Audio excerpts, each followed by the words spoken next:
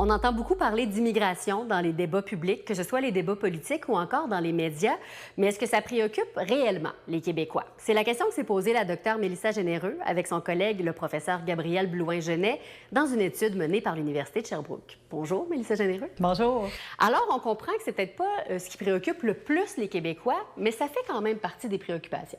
Oui, bien ça, je pense que c'est très, très important qu'on le mette de l'avant. Nous, notre première question du sondage, c'était de voir, sur une liste de 10 menaces potentielles, là, comment vous décrivez chacune d'entre elles. Puis sur les 10 examinées, l'immigration est arrivée en dernière de liste.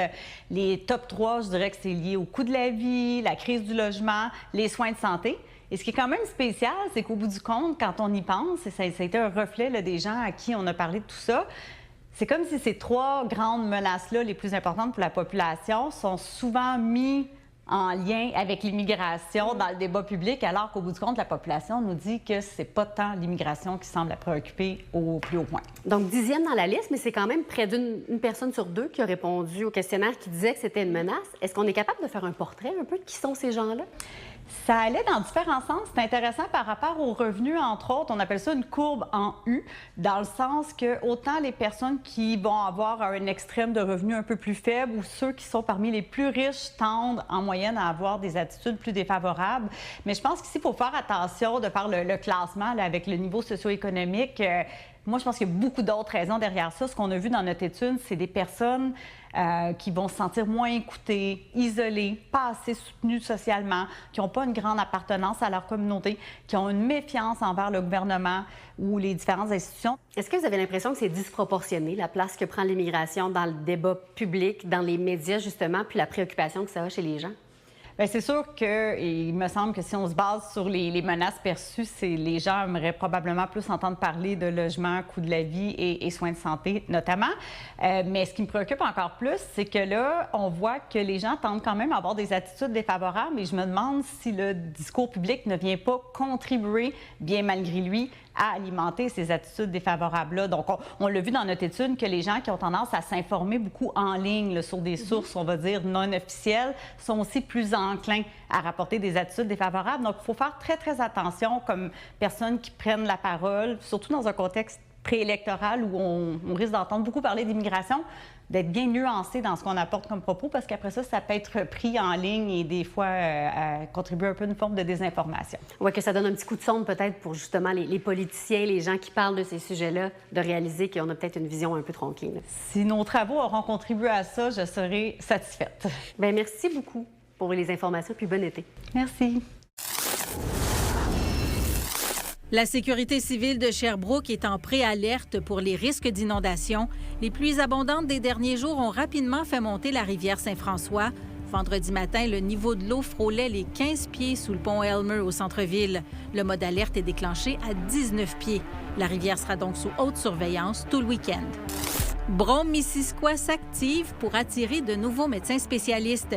Élus municipaux, médecins, la Fondation de l'hôpital Brome-Missisquoi-Perkins, Santé Québec et d'autres acteurs de la région se mobilisent.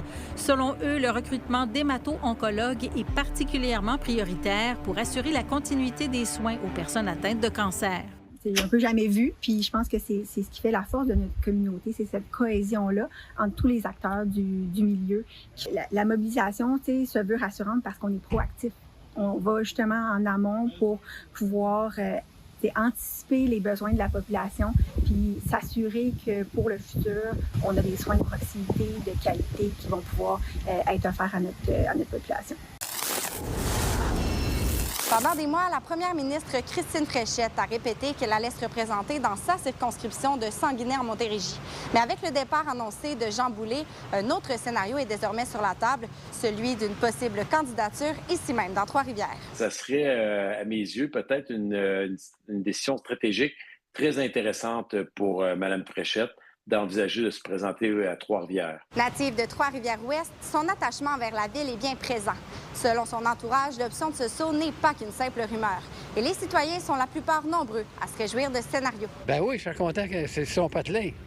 Fait que pourquoi pas? Oui, j'avoue qu'elle me surprend. Là. J'aime son approche qui semble différente quand même de M. Legault. Là. Si ça vient d'ici, c'est sûr que ça va aider. C'est comme Jean-Chrétien Shawinigan, ça l'a aidé quand il était là. Je pense que c'est une bonne femme.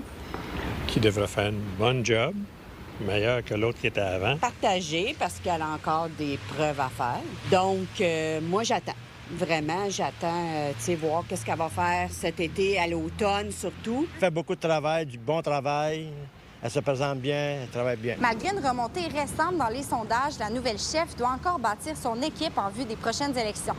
Les départs récents de Jean Boulet et de Mathieu Lacombe lui compliquent encore plus la tâche. C'est pas facile pour la CAQ. Ça va être extrêmement difficile pour Christine Fréchette. Mais on sent qu'il y a une partie de la population qui ont le goût de lui donner une chance. On le voit dans le dernier sondage léger. 1 personne sur 2 au Québec n'a pas fait son choix. Elle a les éléments qu'il faut, mais encore faut-il qu'elle se mette au travail, qu'elle ait rencontré les gens sur le terrain qui souhaitent se présenter, parce que c'est elle qui peut faire la différence. Là, avec tous les ministres qui s'en vont, c'est-tu un signe que ça ne fait pas leurs affaires? Bonne chance pour Mme Fréchette, mais ça prend un peu de travail sur le terrain à Trois-Rivières. On a vraiment besoin de vrai travail pour la ville, pour qu'elle renaisse encore. Elle a réussi à monter dans les sondages, mais là, il faut qu'elle fasse monter du talent à l'intérieur de la CAQ si elle veut faire des gains ultimement et montrer qu'elle n'est pas seule et qu'il y a une équipe avec elle. Si Christine Fréchette choisit finalement Trois-Rivières, elle entrerait dans une course qui commence déjà à prendre forme. Le Parti libéral a annoncé la candidature de Valérie Renaud-Martin, alors que le Parti québécois doit encore annoncer son candidat. À Trois-Rivières, Coralie Morancy pour Nouveau Info.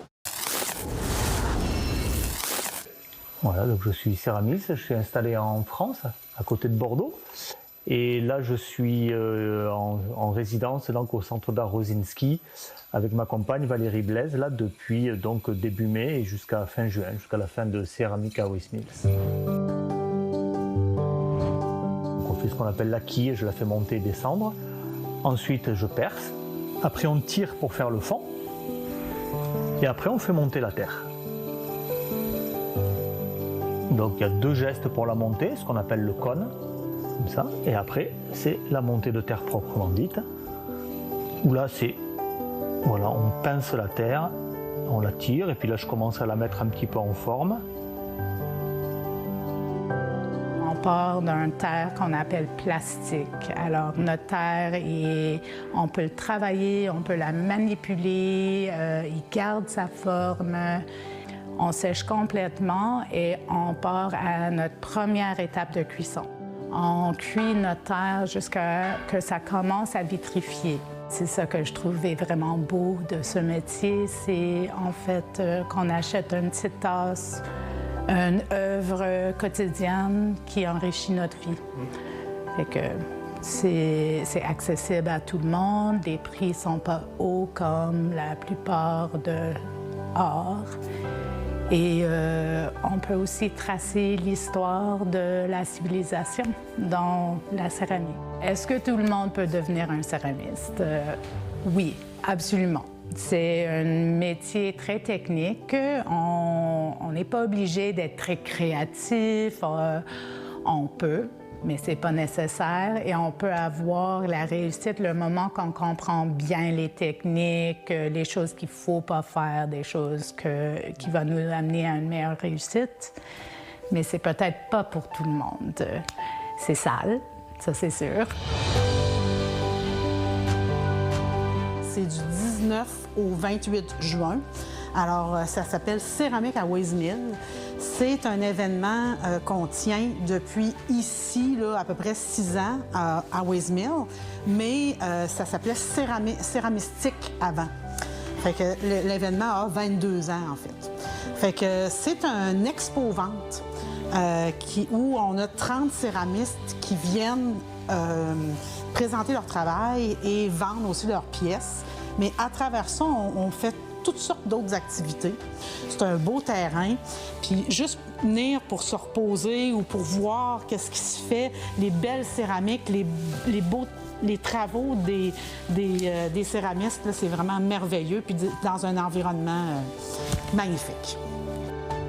Vous êtes nos yeux et nos oreilles sur le terrain. N'hésitez pas à nous écrire si quelque chose vous fait réagir ou si vous voulez nous raconter votre histoire à estrie@nouveau.info.